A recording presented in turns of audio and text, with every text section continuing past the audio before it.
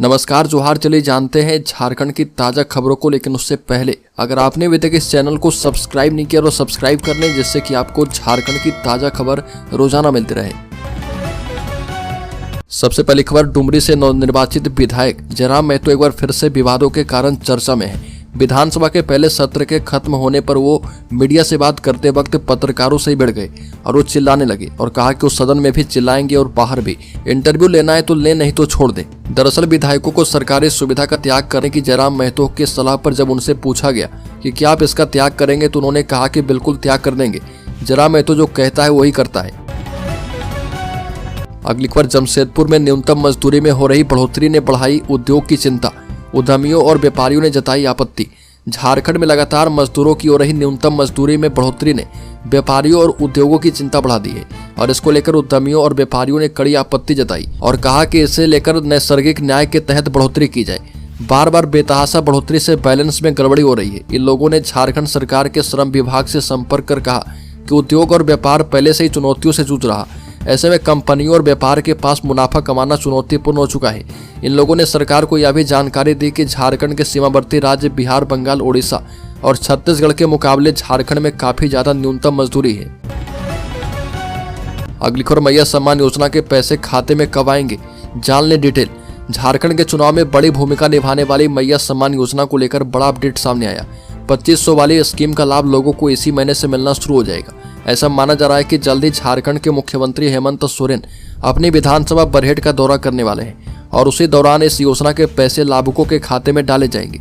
इसकी योजना से लाखों लोगों को फायदा मिलने की संभावना है। झारखंड में मैया सम्मान योजना की 2500 रुपए की राशि लाभुकों के खाते में भेजने की तैयारी शुरू कर दी गई है। विधानसभा चुनाव जीतने के बाद मुख्यमंत्री हेमंत सोरेन पहली बार 14 दिसंबर को अपनी सीट बरहेट के दौरे पर रहेंगे। अगली खबर, कांग्रेस विधायक दल के नेता चुने गए प्रदीप यादव। झारखंड में झारखंड मुक्ति मोर्चा नीति सत्तारूढ़ गठबंधन में शामिल कांग्रेस ने पोड़ैयाहाट से विधायक प्रदीप यादव को विधायक दल का नेता नामित किया। खिजरी से विधायक राजेश कच्छप को कांग्रेस विधायक दल का उपनेता नामित किया गया है और विधानसभा सत्र के अंतिम दिन अध्यक्ष रविंद्रनाथ महतो ने उनके नामों को मंजूरी दी है। कांग्रेस की प्रदेश इकाई के अध्यक्ष केशव महतो कमलेश ने सिलवंद लिफाफे में नाम अध्यक्ष को भेजे थे और प्रदीप यादव ने मीडिया से कहा कि मैं इस जिम्मेदारी के लिए पार्टी के केंद्रीय और राज्य नेतृत्व को धन्यवाद देना चाहता हूं।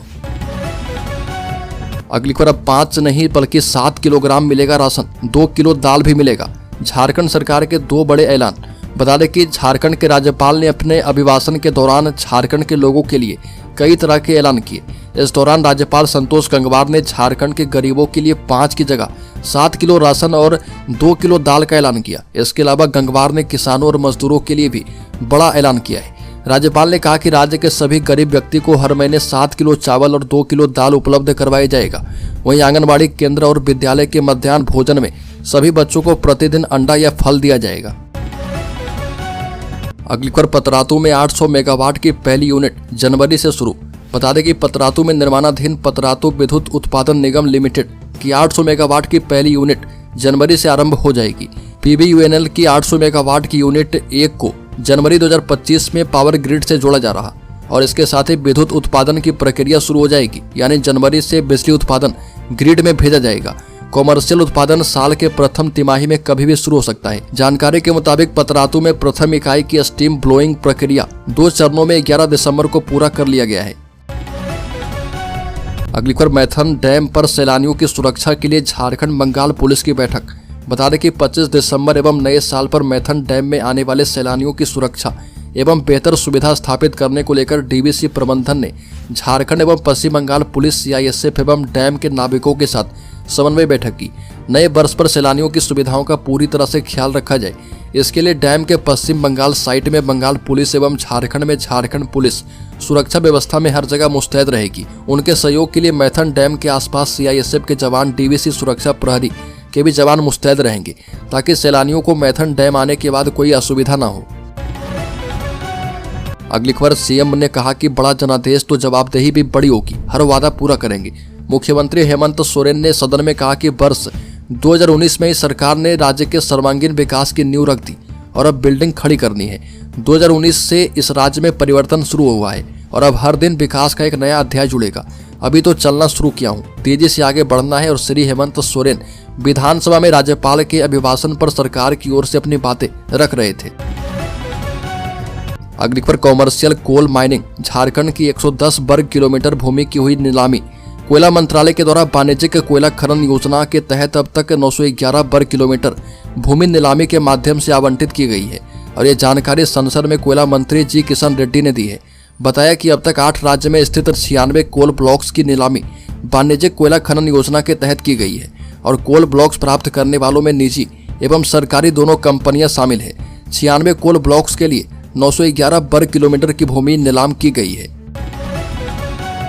अगली खबर कौन बनेगा बीजेपी विधायक दल का नेता। बता दें कि भारतीय जनता पार्टी विधायक दल के नए नेता के लिए अभी प्रतीक्षा करनी होगी। विधानसभा के पहले सत्र में पार्टी बिना नेता का चयन किए ही गई है। अब 22 जनवरी से भाजपा का सदस्यता अभियान चलना है और इसमें प्रदेश से लेकर पंचायत स्तर तक के चुनाव होंगे। फरवरी तक इस प्रक्रिया के पूरे होने की संभावना है और इसके बाद भाजपा के नए प्रदेश अध्यक्ष का चुनाव किया जाएगा। प्रदेश अध्यक्ष के लिए नया नाम आने के बाद ही भाजपा विधायक दल का नेता घोषित किए जाने की संभावना है। दोनों ही पद पर नाम तय करते समय भाजपा सामाजिक समीकरण का भी ध्यान रखेगी। अगली खबर कैमरून में फंसे 47 झारखंडी श्रमिकों के वेतन भुगतान की प्रक्रिया शुरू। मुख्यमंत्री हेमंत सोरेन के निर्देश के बाद कैमरून में फंसे 47 झारखंडी श्रमिकों के वेतन भुगतान की प्रक्रिया शुरू कर दी गई है। वहीं मुख्यमंत्री के निर्देश पर श्रमायुक्त ने नियोजकों, नियोक्ताओं और मिडिलमैन के विरुद्ध हजारीबाग, बोकारो और गिरिडीह में प्राथमिकी दर्ज करवाई है। प्राथमिकी में इस बात का भी जिक्र किया गया है कि नियोजकों, नियोक्ताओं और मिडिलमैन द्वारा उक्त श्रमिकों को अंतर्राज्यीय प्रवासी श्रमिक अधिनियम 1979 के अंतर्गत बिना प्रवासी मजदूर के रूप में निबंधन करवाए एवं बगैर लाइसेंस प्राप्त किए धोखे एवं जालसाजी कर श्रमिकों को कैमरून भेजा गया है, जो कि गैर कानूनी है। अगली खबर झारखंड के वित्त मंत्री ने मैया सम्मान योजना पर दिया बड़ा बयान। झारखंड के वित्त मंत्री राधाकृष्ण किशोर ने कहा कि राज्य की विधानसभा में पारित 11,695 करोड़ रुपए का अनुपूरक बजट राज्य की परिस्थितियों और जरूरतों के मुताबिक है। विधानसभा के पहले विशेष सत्र के समापन के बाद मीडिया से बात करते हुए उन्होंने कहा कि मैया सम्मान योजना में जो हम पैसे खर्च कर रहे हैं उसके लिए अतिरिक्त राशि जुटाना कोई नामुमकिन काम नहीं है। कई विभागों के बजट की राशि सरेंडर किए जाने के सवाल पर वित्त मंत्री ने कहा कि 1,697 करोड़ रुपए की राशि सरकार के संकेत पर सरेंडर नहीं किए गए।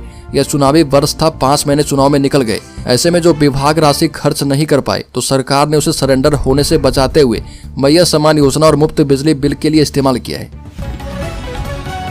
अगली खबर विधानसभा में झारखंड मुक्ति मोर्चा एमएलए हेमलाल मुर्मू की अश्लील टिप्पणी, महिला विधायक भड़की।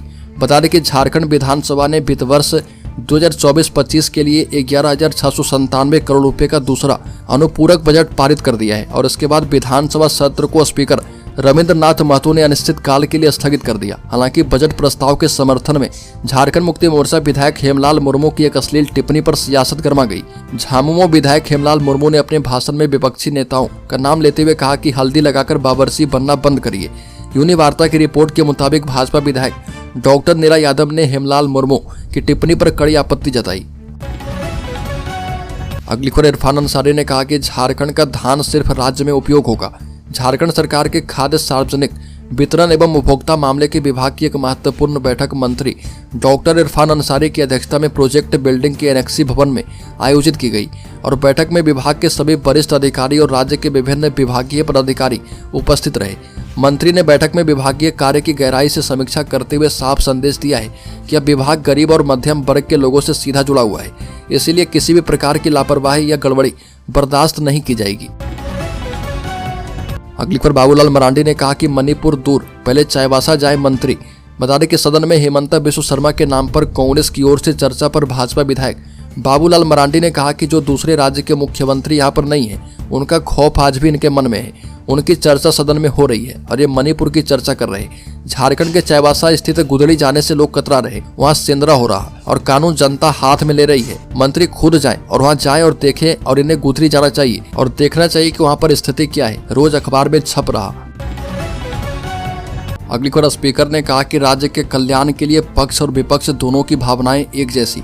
स्पीकर रविंद्रनाथ महतो ने छठी विधानसभा के पहले सत्र के अंतिम दिन अपने समापन भाषण में कहा कि 4 दिनों के इस सत्र में उन्होंने महसूस किया कि राज्य के कल्याण के लिए पक्ष और विपक्ष दोनों की भावनाएं एक जैसी है। यही भावना यहाँ की 3.5 करोड़ जनता की अपेक्षाओं और आकांक्षाओं को पूरा करने के लिए, राज्य को एक उच्च स्थान पर ले जाने के लिए भी है।